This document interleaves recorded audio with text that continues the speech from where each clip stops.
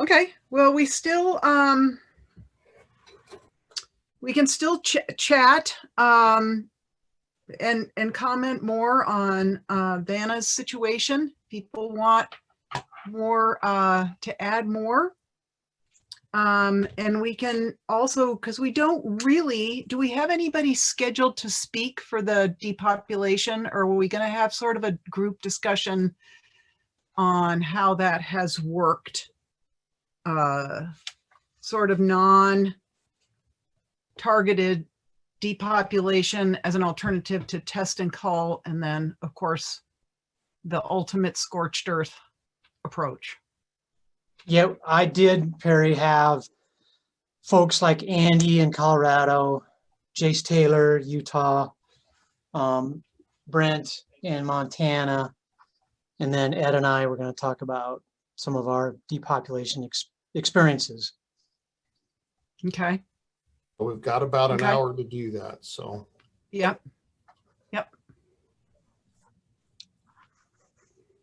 And I'm sure if we get done early, it's not going to make anyone cry because it's been a long day, but great day.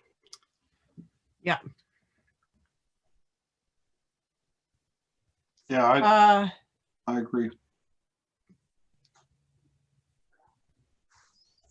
On the question side, things that have come up that we could put more discussion time into, maybe after the depopulation.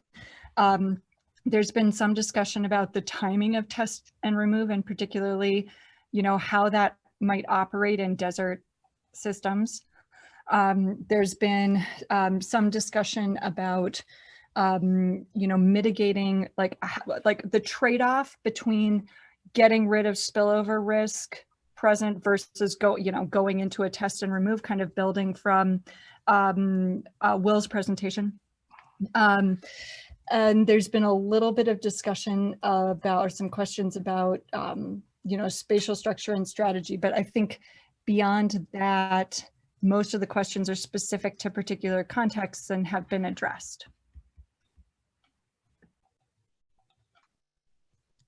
Great.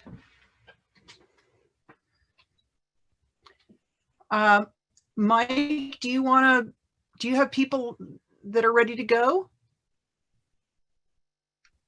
Like, is Andy here? And present. Okay, Andy. I always love his baritone voice. Mr. Andy Holland. Good afternoon. I'm Andy Holland with Colorado Parks and Wildlife, and I'll be pretty brief. I know it's been a lot of details today. Mike asked me to talk a little bit about our depopulation efforts. We've done a few in the last 20 years. I think I checked in with our staff that were directly involved. Jamin Grigg, Angelique Curtis, and Mike Miller were all fairly involved with these. I wasn't, so I'm just sort of the messenger here. I think the summary, there's some consistent, they weren't really criteria, but there's some consistency in these that we've done, and they've all been herds that were established by translocations. So they've all been transplant populations, not essentially native genetics or indigenous genetics. They were all had sustained poor and really no documented recruitment for 10 years plus. They were all small, less than 15 animals. We had tried various treatments unsuccessfully on all of them, from mineral supplements, nutrition, various antibiotic regimens, the kind of the kitchen sink in that category. They all had the potential threats to infect larger, better performing herds that were nearby. So there was that. It wasn't like they were just all out there on their own. There were larger, healthier herds that had a potential to come in contact with them. Bighorn sheep is what I'm talking about. And I guess the final thing that I would recommend, or the final take home in this category of just take home messages, is I wouldn't recommend doing these depopulation events unless either one, you're fully committed to quickly restock them, I think there's an expectation that if you do this, it's to bring sheep back in there.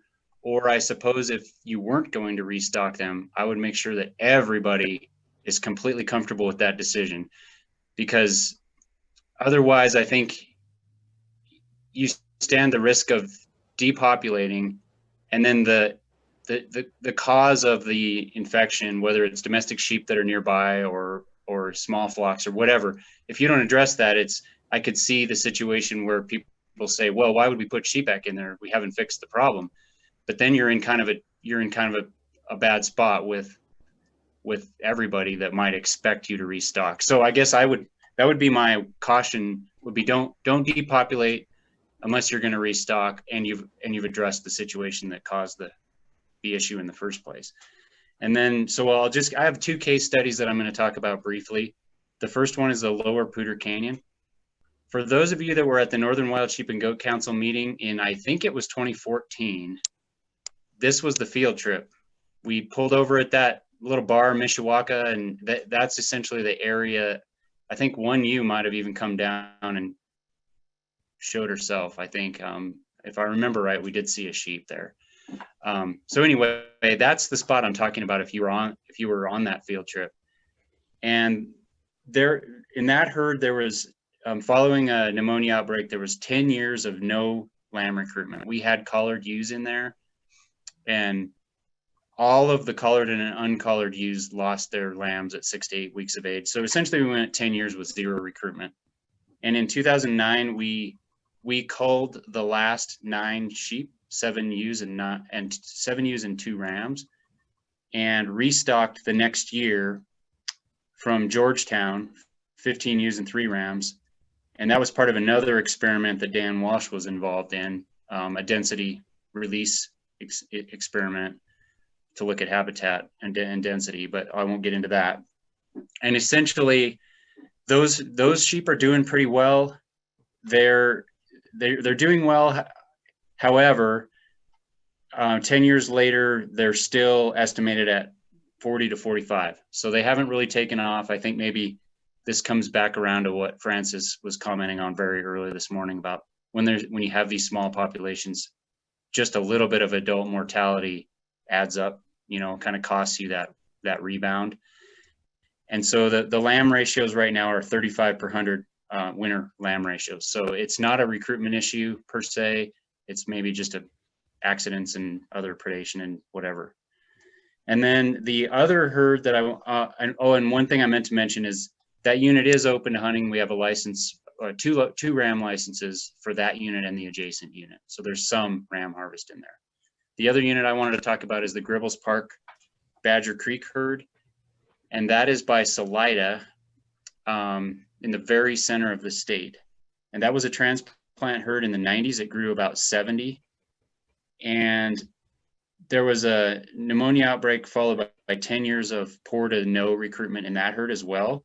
And in 2013, we drop netted on the last 13 sheep, and those went to the Thorne Williams Wildlife Research Center in Wyoming.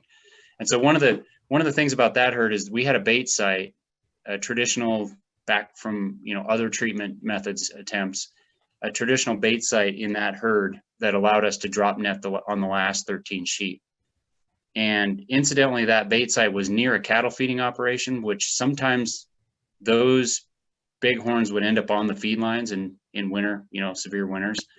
And so that was one thing we wanted to address as well with the depopulation. And so, or the removal to the research facility. And so the year after that, we brought in 24 sheep from Rampart, which is over by Colorado Springs, for those of you familiar with that area.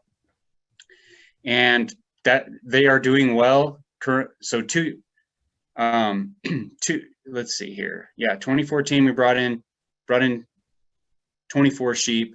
This winter, there's 34 with 22 ewes, 8 lambs, and 4 rams observed. There are 2 ram tags. It's part of a larger unit of 80 sheep. And so one thing we addressed with that depopulation was when we brought sheep in, we moved them, we put them in a different place than where that bait site was to sort of address that interaction potential with cattle in there. And so that's all I really had. I wanted to stay brief, and I guess I don't know how you want to do questions, Perry. I think maybe we should just complete this and then kind of cluster questions at the end. Sounds good to me. I'll turn it over. Okay. Mike, who's next? And you're muted.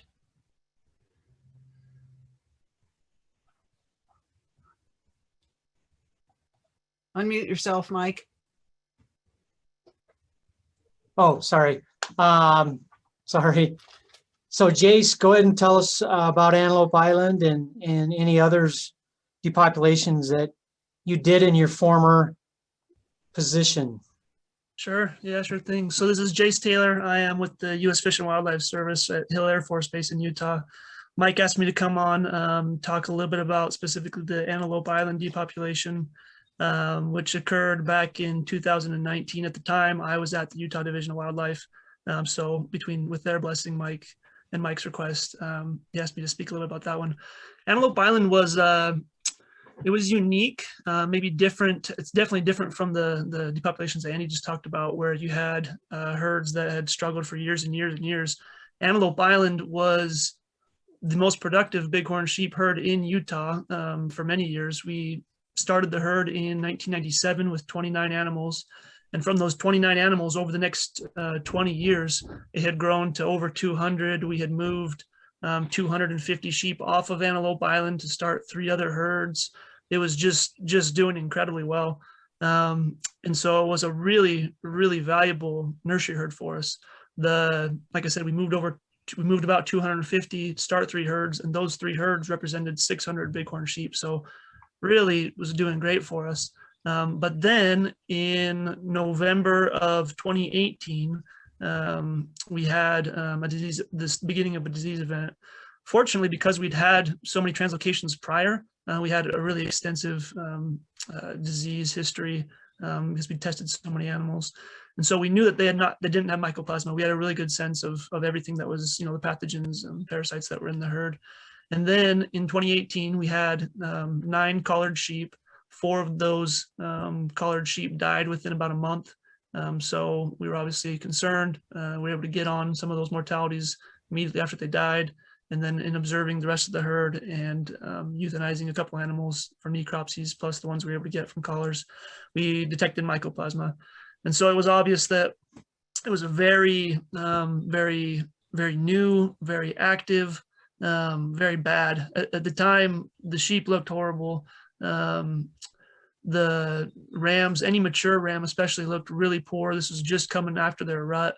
So rams were probably in poor shape when this started. They looked really bad. In fact, all 4 of the collared sheep that died were all mature rams. There were basically no lambs. And then the ewes surprisingly looked fairly good, but there was only about 50 sheep or so at that point. We did a flight, and we could tell we were in the middle of an event, and so we had the decision to make. And I think Mike asked that I talk a little bit about this kind of decision-making process. It was Antelope Island's a really it's a state park. It's a park that's really close to Salt Lake City. We have a lot of people that visit there. It's a pretty well-known wildlife viewing location, very sensitive place for us. And so we considered test and cull. We considered letting the disease event play out. And in the end, we decided to depopulate because it was just too valuable. In our minds, it was too valuable of a nursery herd location for us.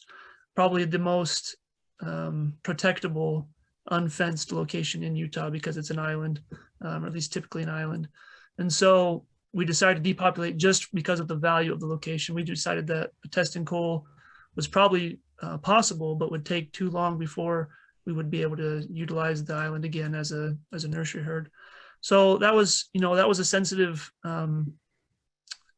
undertaking. We were trying hard to work with our ag partners.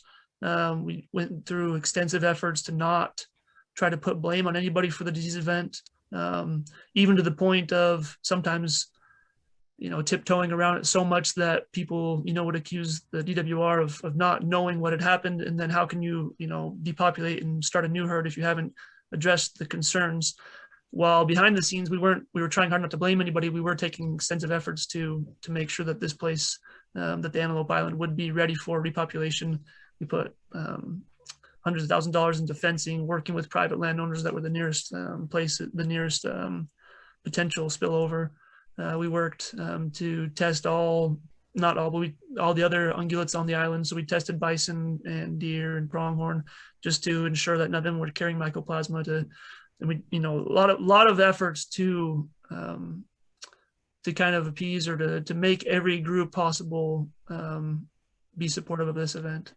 And so we started our depopulation very quickly, probably during the disease event. We started in January. We euthanized about 50 bighorns. We used Wildlife Services, a helicopter, and using shotguns. And that's what I would recommend. Because we did it quickly, there were some benefits. We were able to avoid anybody, drawing or auctioning permits. We avoid having lambs born, and so we didn't have to depopulate lambs. We tried to do everything we could because it was so visible. We donated meat whenever possible, which meant extra expenses as far as recovering bighorns off the mountain, including slinging them in with Wildlife Services helicopters or having people go on foot to try to recover them. Sampled as many bighorns as we could, which was also a valuable thing to do, I think, to be able to talk about the rate of infection. All of the bighorns that we tested positive for mycoplasma. Really, I guess to try to shorten the story, just any and everything we could do to collect data, to work with any other groups, went a long ways in the end, because this was such a public event and we had so much scrutiny from so many different directions. I think that in the end, because we took all those efforts, that it was generally a really positive event, as positive as it could be. And so we put a lot of effort into making sure that all the animals were removed, between multiple helicopter flights, using infrared equipment from our search and rescue out of Salt Lake. We ran trail cameras on basically every water source on the island. Basically just between the depopulation and the preparation to repopulate, just going above and beyond, because we knew we needed to. And because we did all that, we were confident that the place was effectively depopulated, and we were able to repopulate within a year of starting our depopulation. So in January of 2020, we were able to begin repopulation. We released 25 bighorns from Rocky Boys Reservation, Montana. They've done very well. And so the population is growing and it's going well. So we took what was a difficult situation and a very public disease event, and I feel that we were very successful in being able to depopulate and repopulate quickly. So does that kind of hit what you were hoping to get out of that, Mike? Perfect. Yeah, I think that decision-making process and thinking it all the way through with options is what we're all faced with. And I think that's going to help us decide what is the best approach, because it's not going to be the last time that we're probably going to be in this situation. Yeah. Really appreciate it. Yeah, I would say that the most common request or desire from the public, from legislature, from even internally at the Division of Wildlife, was a lot of people wanted to just leave the bighorns there, let those that have the animals that died would die, and those that would live, and eventually we'd have, in their minds, a genetically superior herd. And so it took just a lot of education. We had a net at the time who was fantastic to talk about lack of, cross-strain immunity or susceptibility of lambs. And, it took a lot of work, but, in the end, we were able to make a lot of headway and get people on board. So.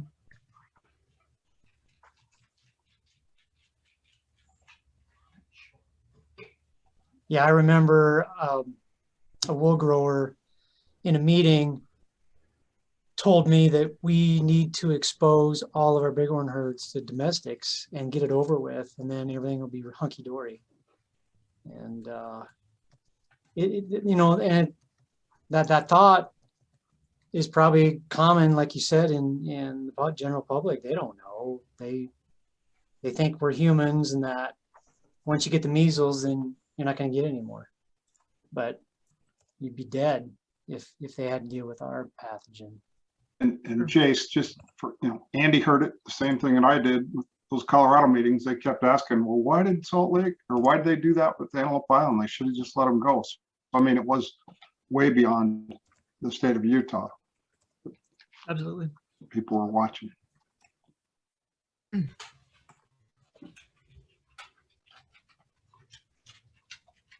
Okay. Thanks, Jace. I'm gonna Perry have Brent Lawner with Montana introduce Jesse that'll speak to the Tendoi depopulation in Okay. Montana. Thanks, Mike. Yeah, I'll be really brief. Jesse's our new area wildlife biologist down there in that part of the state. So I'll let him speak to the details a lot better than I could related to the Tendoi Mountain depopulation effort that's been going on for a while. So I'll just let Jesse take it away. Yeah, thanks, Brent. I can share my screen. I do have a few slides, if those would be helpful. Please, yes. Sure. Great.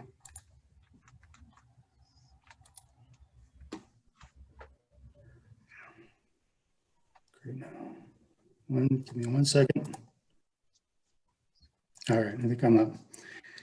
So this is a herd down in southwest Montana in the Tendois, and it's our one and only attempt at depopulating a herd. So it was a unique effort for us, and what also made it unique was that we used public hunting as the primary means of removal.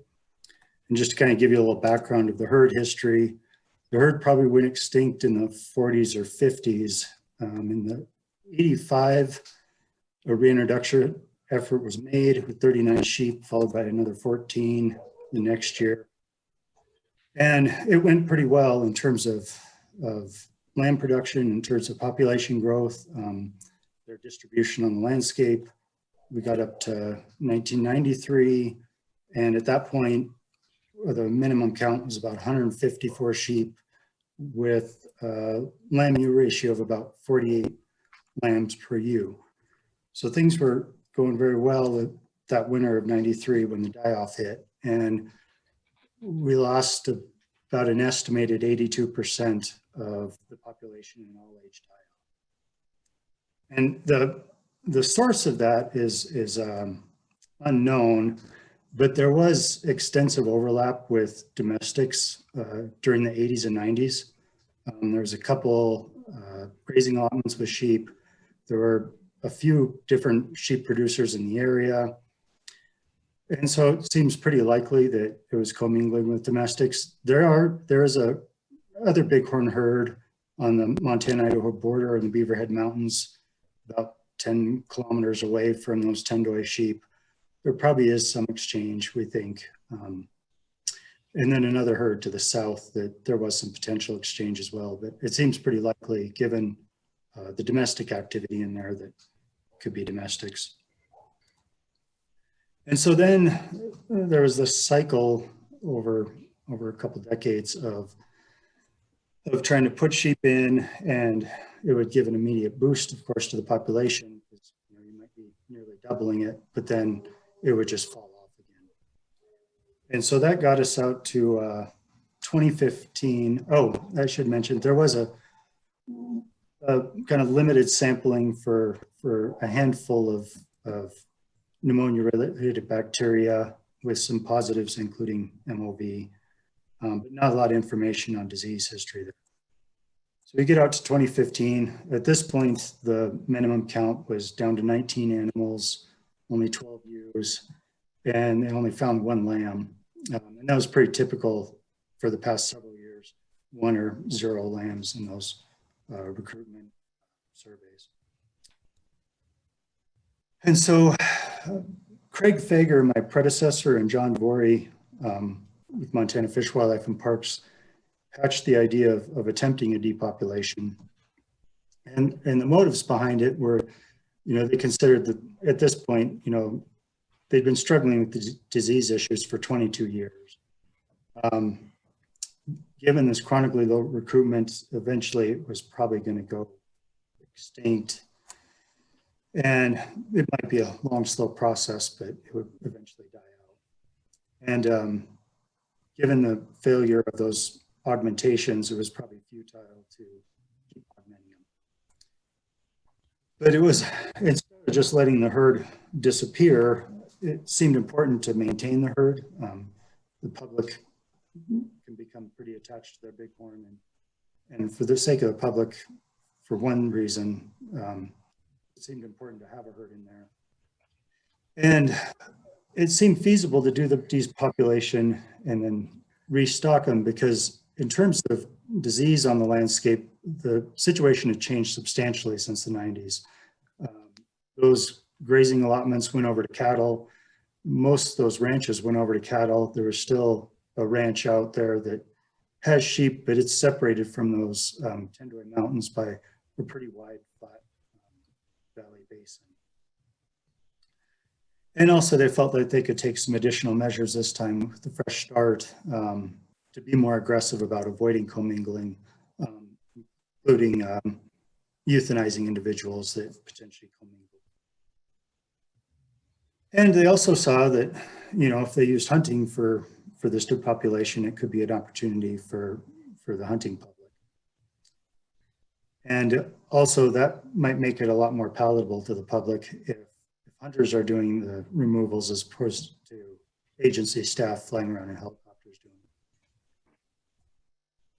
it. And so they had a public meeting for the EA scoping in Dillon, Montana. 12 people showed up. A total of 25 people commented, and also 4 organizations. And by and large, the comments were largely positive. Most of the comments either supported the action or just provided advice how they thought we should conduct the effort.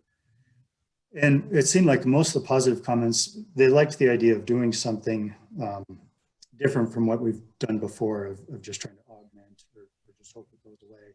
And also the idea of using public hunting. There were 3 individuals that didn't support the action. Some felt that competition with livestock was still an issue and had to be addressed. And then there were some concerns about genetic info. And I guess this, that might have been allayed, as Andy mentioned, that, this was a translocated herd already. It wasn't a genetically native stock.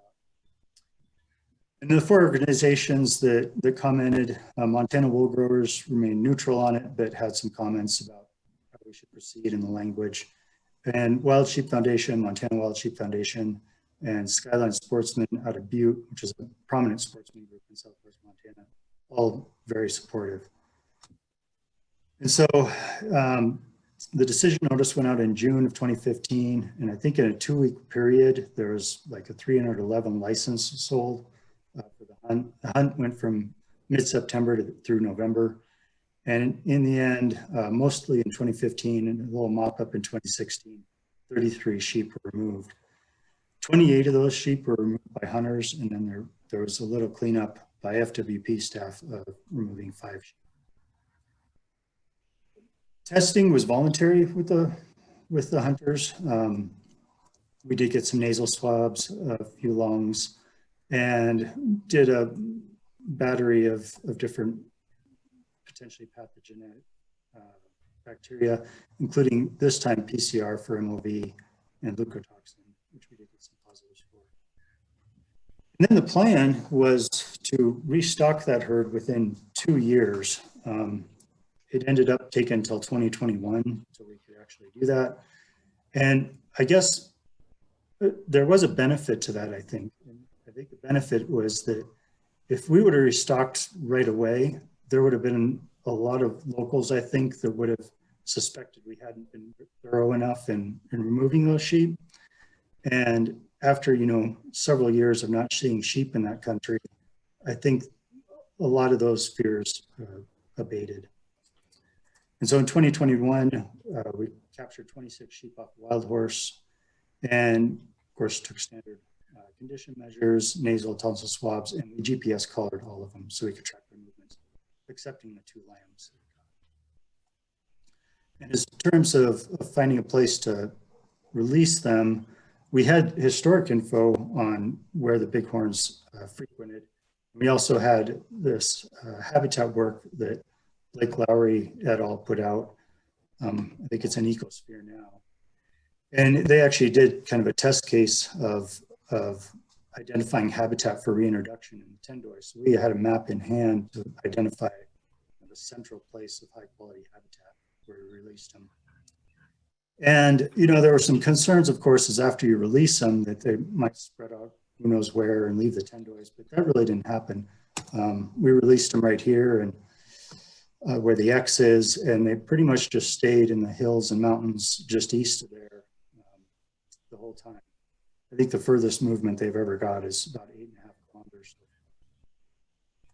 We've had 2 mortalities. These occurred in late March. So just over a month after we released them, we had a lion kill and then some unidentified mortality, some kind of accident that caused a lot of blunt force trauma.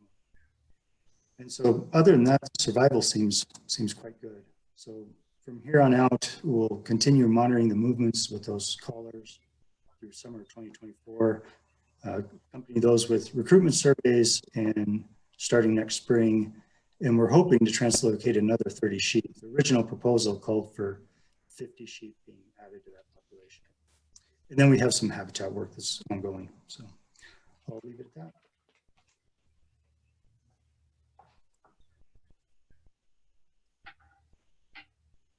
Thanks, Jesse.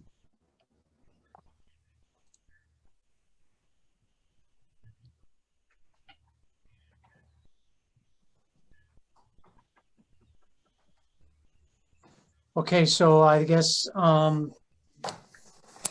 we're going to wrap up one more case study, if you will, and then have the rest of you ask questions about some of the decision making and whatnot.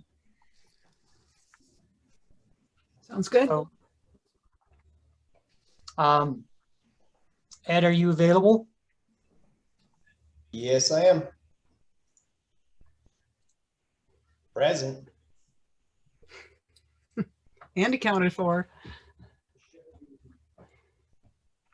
Okay, I'm going to run the PowerPoint. There's just 2 slides, and Ed's going to be the narrator on the Montana mountains in Nevada.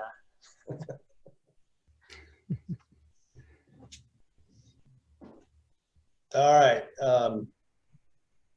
Everybody can see that all right, I hope, even though it's not on the slideshow yet. Slideshow, Mike. Yeah. What's that? Slideshow. Switch it to the slideshow presentation mode.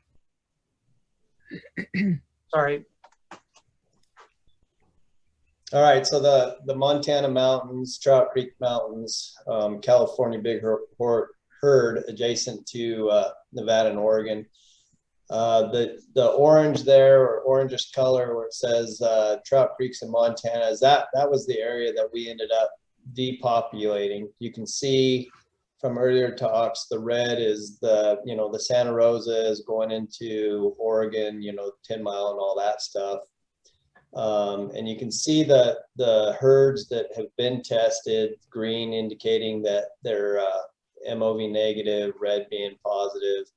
And the little yellow over there, just to the west of the Trout Creeks, is the Pueblos.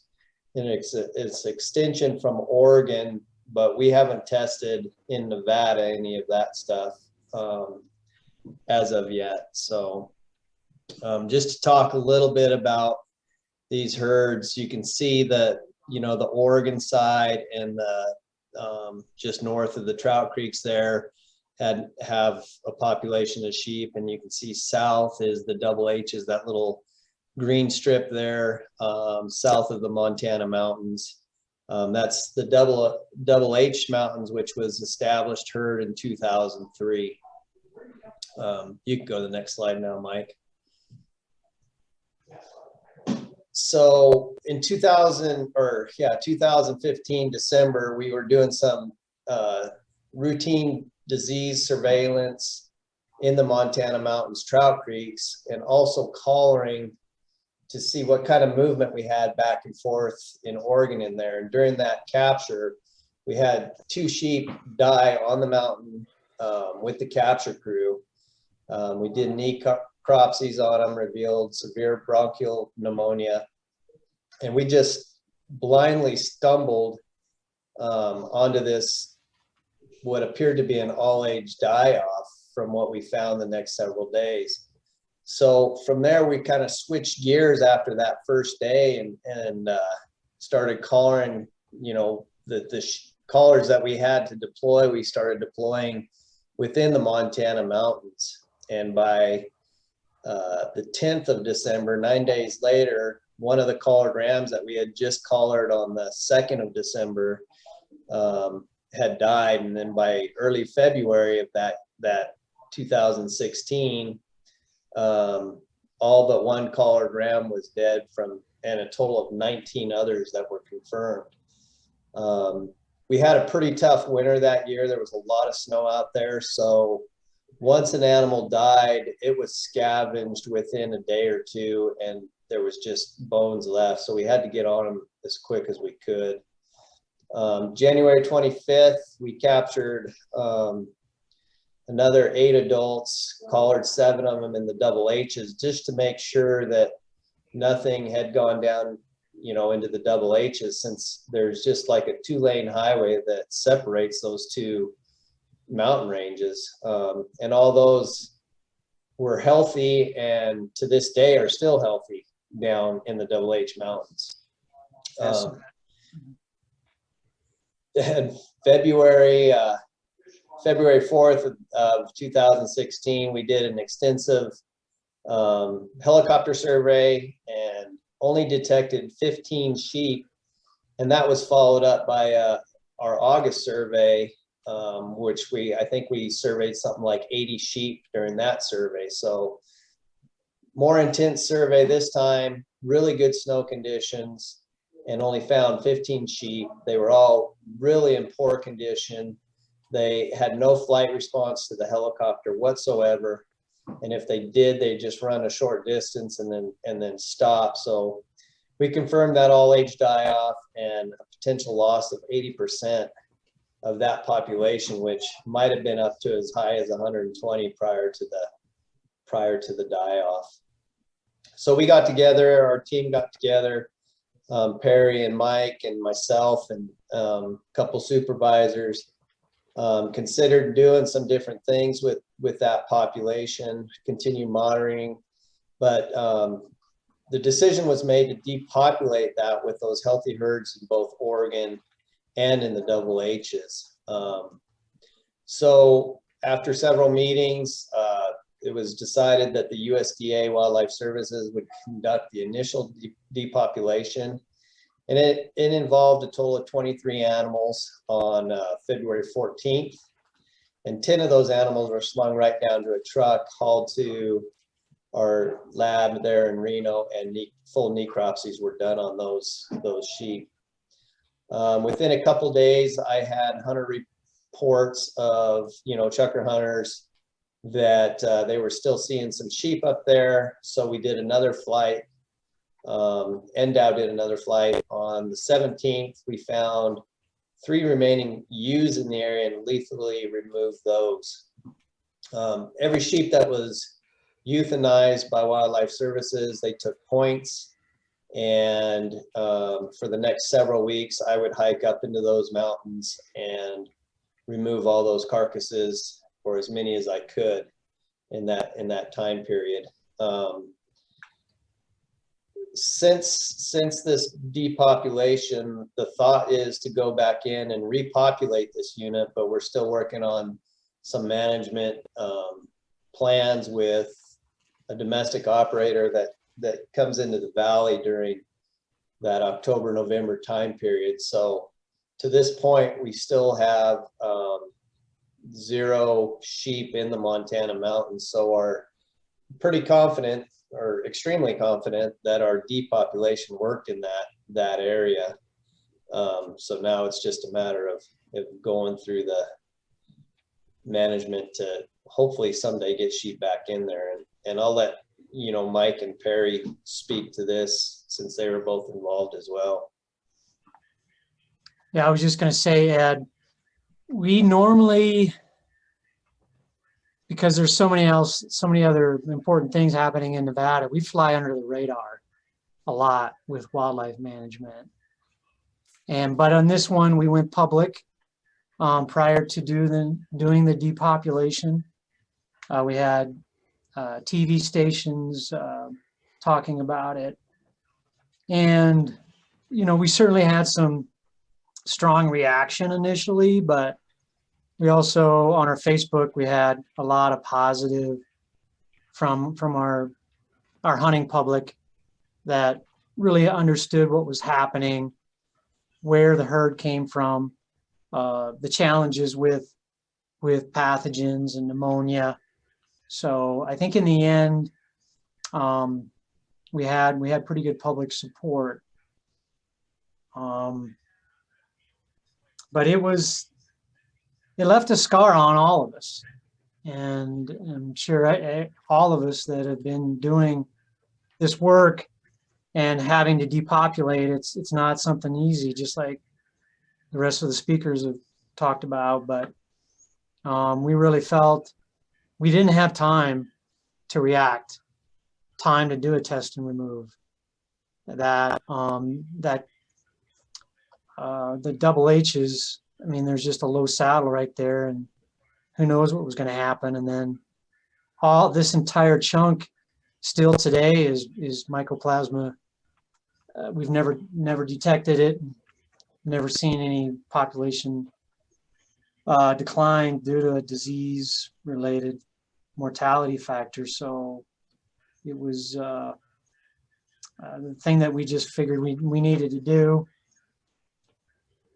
Anything to add, Perry?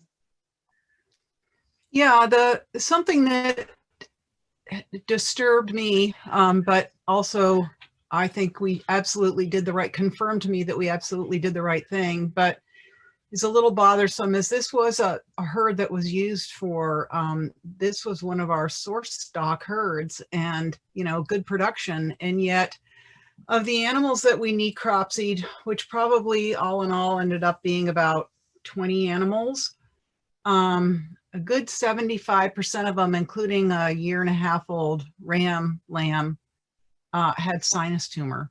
And that was, you know, I still don't know. You know, I think that Colorado's has a MOV negative herd that is sinus tumor positive. But what was disturbing to me is that how much of it was sitting there in these animals with no apparent clinical signs, that we have moved into different places, thinking that we had a perfectly normal herd. And yet when we opened these animals up and looked for it in all of them, it was pretty pronounced. So what that all means for the future, I don't know, but it was disconcerting to find that high percentage just in the animals and a wide range of rams, lambs, and ewes that we necropsied. Yeah, and it was a complete naive strain of Mycoplasma pneumoniae. We've never documented it before or after, and we had to be pretty responsible in discussing where did this come from, but I can speak pretty freely because I've spoken to the operator a lot since the disease event. He was forced to out because of a drought. His winter range, his pastures that he would use with alfalfa to winter his domestic sheep flock that he summered on BLM lands, he wintered them on private, 150 miles away. He had to find an alternative winter food source. So there's a large number of center pivot alfalfa fields in the Kings River Valley to the west of the escarpment of the Montana mountains. And he brought his open ewes in late October and his rams to breed.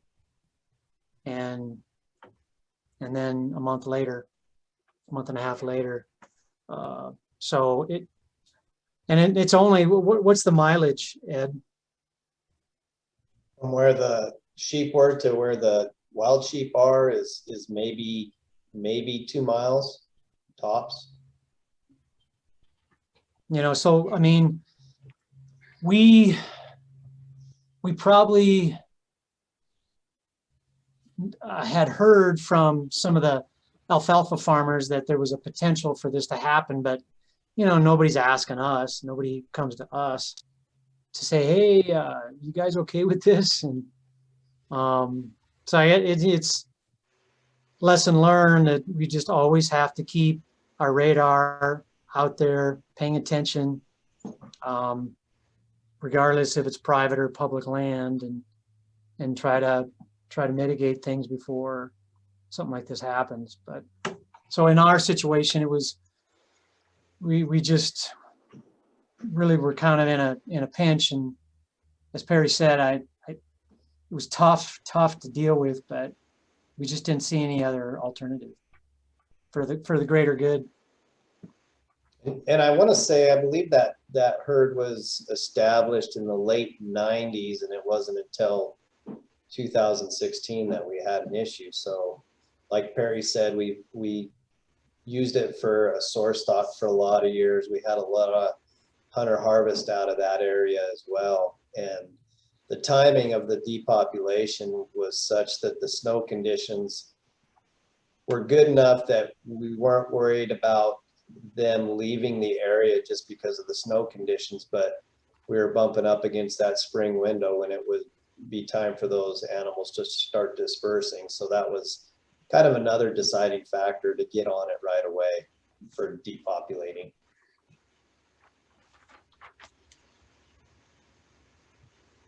Mike, this is Kevin. Can you put that slide back up of the map Yeah. just real quick?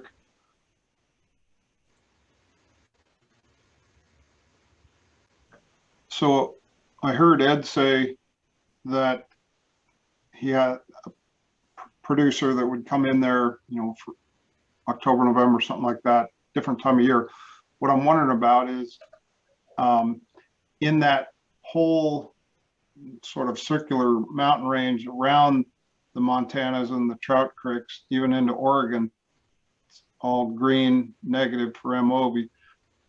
How many different operators would be having domestic sheep in there? Is it 1? Is it 20? Is it 50? I'm just trying to get a sense of, you know, what the domestic sheep footprint is. And are you dealing with multiple permittees, each with a different opinion?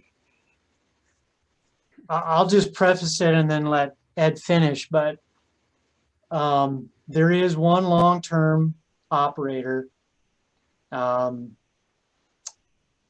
Dufferina family, that runs in the Bill Creeks to the west, but they've been pretty responsible. The biologist prior to Ed, in fact, it's Matt Jeffers' dad, Jim. Many of you may know. You know, he had a really good relationship with the Dufferina family, and it was managed. But other than that, there was no other operator, other than maybe, you know, a few goats or sheep on a ranch somewhere. But there really wasn't any others. Is that correct? So Mike, with your cursor, can you just kind of circle where that family would have been? Yeah. So this Bill Creeks, right, Ed? How far north were they running domestics on BLM land? They would go all the way up, most of the way to the north there on the Bill Creeks. That is the Bill Creeks there into Lovely Valley, which is just north, right around in that area. But they'd run it all the way kind of down on that west side of the Bill Creeks, down towards Bill Creek reservoirs where they'd come across, and they would trail them, you know, from along the Jackson Mountains there. And then their home ranch is at the base, actually the base of the Pine Forest Ranch, where they, which is right in that area, yeah, where your cursor is. Mhm. But yeah, Jim has managed with them. And then as soon as Jim stepped out, I stepped right in there and had a really good, and still do have a really good working relationship with them. So yeah. Yeah, as far as we know, there isn't any operators on the Oregon side. Yeah, Mike, this is Scott. There's just a few farm flocks, that we are in contact with occasionally, but we're pretty fortunate that we really don't have an issue for, say, on the Oregon side. On public land. Yeah, no public land operation, sheep operations. Yeah, I guess that was a common thread I heard from all four of you guys, and Jace described a state park situation, but then he also said they work closely with nearby producers. And so, that seems to be an essential and recurring theme is you got to have cooperative landowners and permittees that you can work with on this stuff. And one thing to keep in mind, those sheep that were, October, November in that Kings River area didn't belong to Dufferinas. They were from a completely different operator that brought a sheep into there just because he couldn't use those fields that Mike was referring to 150 miles away. Yeah. We have a question from Rana Tucker from Arizona Game and Fish. Hi. So Mike, you mentioned that situation where if you would have known that those domestics had shown up there, you might have done something different. And I'm assuming there's folks on this call that have had those successful conversations with producers or landowners involving the risk to the bighorn sheep in the area. And I was wondering if some of the folks on the call that have had those could give some pointers or some tips for having a successful discussion, because we've, that's kind of our biggest fear, is running into that situation and having to go talk to that producer and having them completely pushed back. So any advice that you guys could give would be awesome. Yeah, because the operator, he may have been willing to negotiate if we could find an alternative series of alfalfa fields, but we just never communicated. And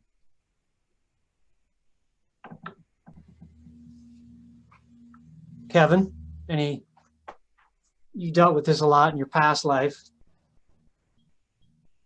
Yeah, and so, I guess eyes and ears, we have a network of 60 chapters and affiliates, 30 of them are sheep specific, but man, just like that situation that Will described, next to Mount Hull,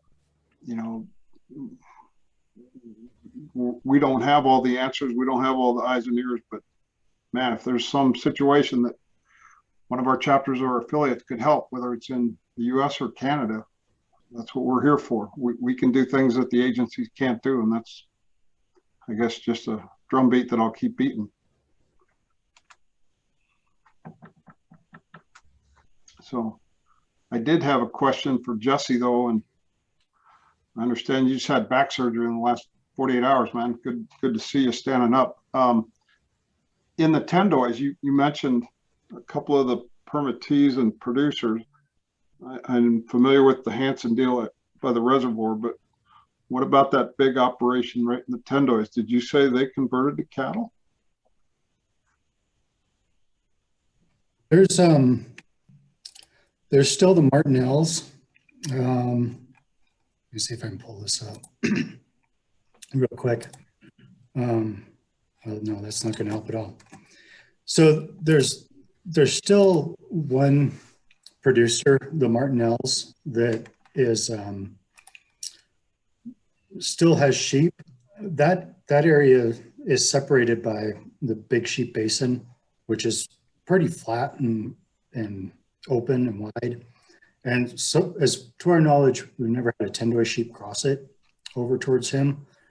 But in conversations with him, you know, he was willing to set up a situation where him or one of his agents would kill a sheep if they did see a bighorn over in there, and we can grant them a kill permit to do so.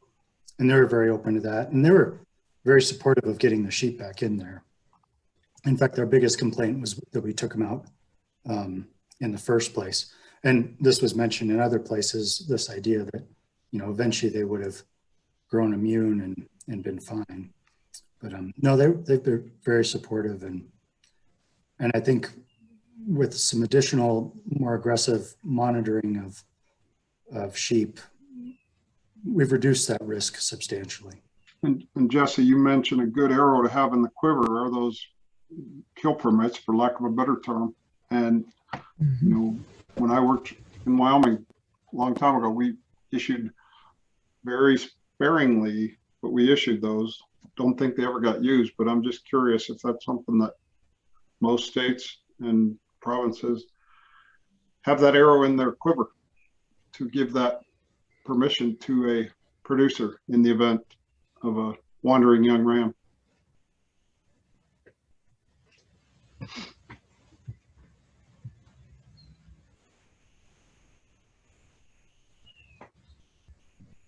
Harry? Yes, Kurt. Yeah. Yeah, Kevin. I mean, it goes back to the greenhorn transplant back in the, what was that, the 80s, I think, Jesse. And we actually had a standing kill permit issued to the permittee on the allotments in private land south of the greenhorn. So this isn't the first time that's been done. It's not precedent setting in Montana. They've been doing it for 25 years, probably in special circumstances, Kevin, high risk circumstances. Yeah, I remember Coggins talking about doing it in Oregon years ago, decades ago. So. And Adam Grove has a question. Actually, just a comment. It kind of touches on what Kurt just says. We've had for the last 7 years, we've issued a take authorization to a large sheep producer who has sheep literally within a mile or 2 miles during the winter of our bighorn sheep habitat. He also has a herder and guard dogs, which have been very effective over the years in keeping sheep at bay. As part of the take authorization, you know, he contacts us if they see a sheep close by or whatever and stuff. So we've never, you know, I've had a couple calls from him over the years. Hey, you know, we saw a sheep half a mile away, but like I said, the guard dogs and everything have done their job at keeping the sheep at bay.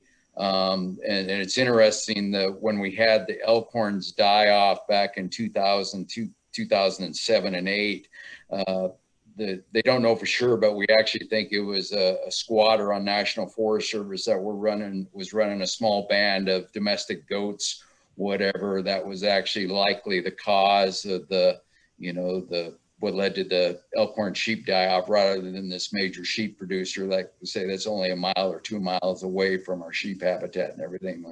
And like somebody asked, you know, a lot of that's just having a good working relationship throughout the year with those producers and everything, visiting them with them, not only about sheep, but, you know, whether it's deer, elk, or anything else. So.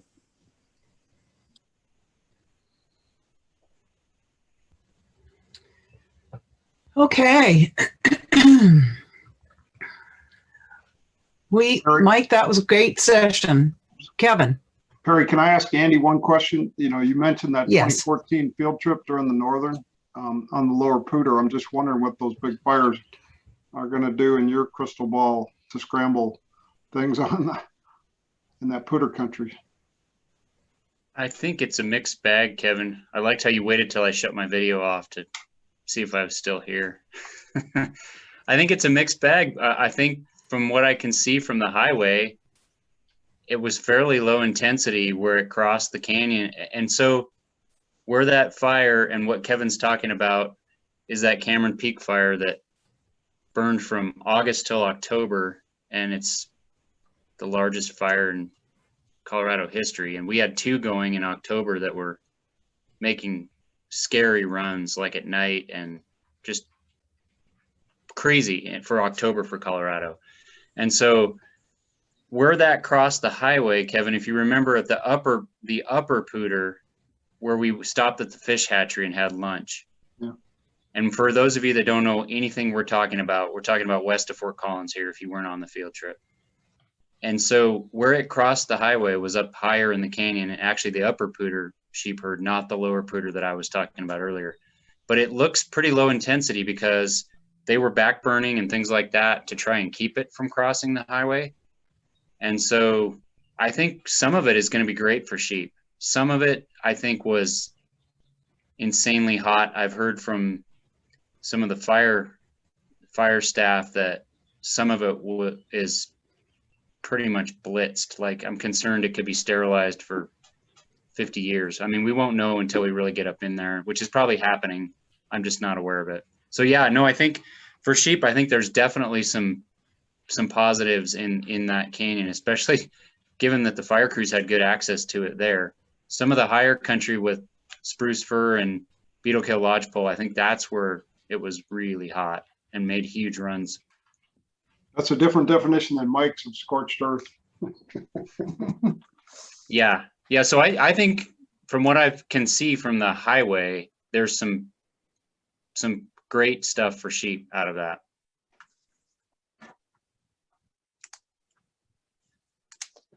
Yeah, Andy, I missed the field trip that day because Tom Loheis and Kevin White and I went whitewater kayaking down the Pooter. And we got the, you know what, scared out of us.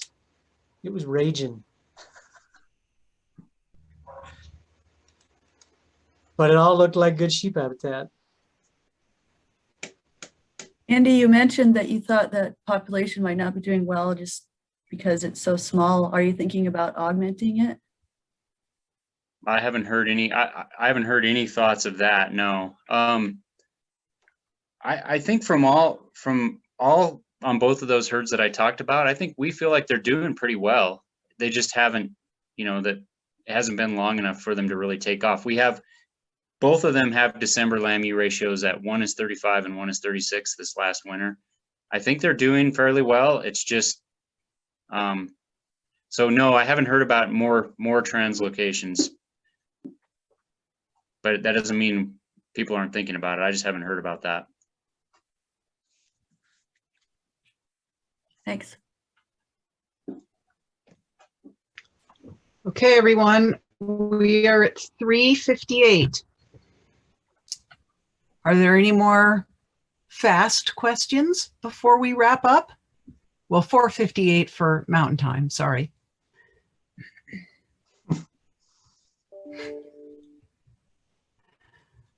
All right, well, I think that Mike's going to have the final word, but I just want to thank all of the presenters for doing a great job, and all of the participants for being so engaged and showing up and asking really good questions that I think made everybody sit back and think.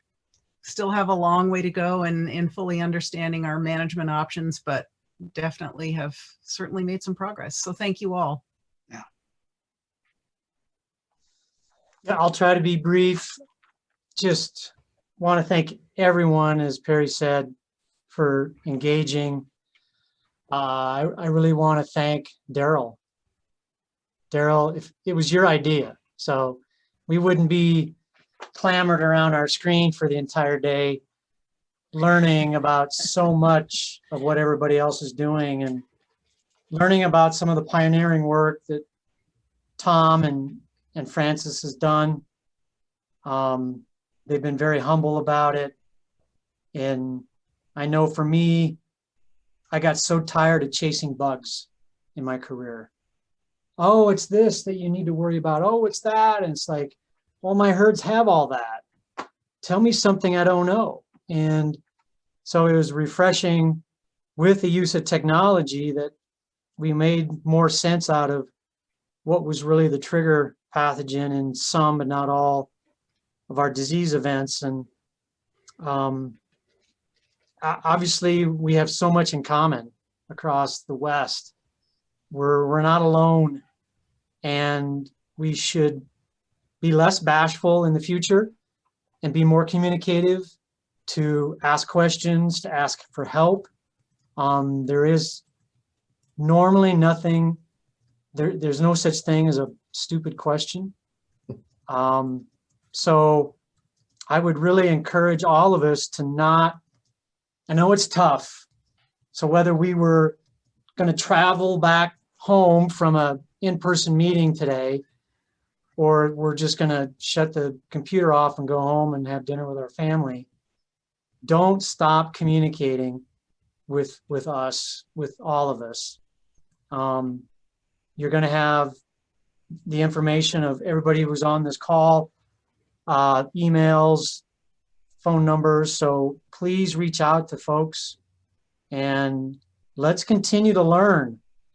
Let's take what we know today and just keep adding to it so we can increase our effectiveness and efficacy. We're all so passionate about bighorn sheep and wild sheep in general. And I think we've got a really good tool in our toolbox. I wish it was easier to implement. I wish it was less costly, but looks like a lot of us and many of you have already started, are considering things in the test and remove world. And so just also want to thank our organizing committee for putting this together and reaching out to the people who have the knowledge, who are willing to share. And I would ask anyone who's in the audience or on the organizing committee, if you have any last thoughts or parting words or something that you just really gained from today. I guess I was trying to monitor participants, and I know Renee will send out that list, but 186 was the peak number I saw, which is fabulous. Yeah, I think it's important to say too that Renee has recorded this entire day.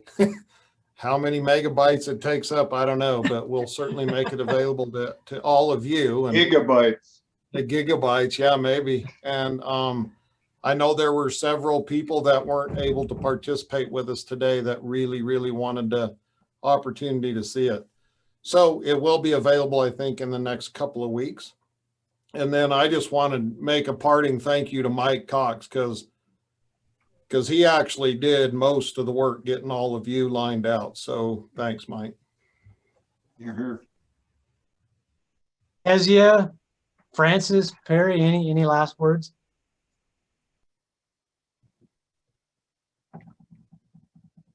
I just think it'll be interesting when we do this again in the future and kind of catch up as to where we are, whether the question about having successful conversations with private landowners and you know, land management agencies, because we've all been through a pandemic where nobody really developed immunity to it, and just letting everybody get sick and those that die was not really a successful option. If we'll make any progress in the general public having a better grasp of what bighorn sheep have been going through all this time, and if that will help us at all in moving forward with wildlife disease issues in general. So, but I just want to thank again, and Kezia for running the chat, and Renee for being our Zoom ruler. Yeah, and Perry, thank you for getting us through the day as our facilitator. Thank you all. Sure. It's a good day. Long day, but good day. Yeah. And now I get to drive to Wyoming. There you go, bud. Yeah. Okay. Over and out, everybody. Thank you again. Thank you. Thanks. Take care.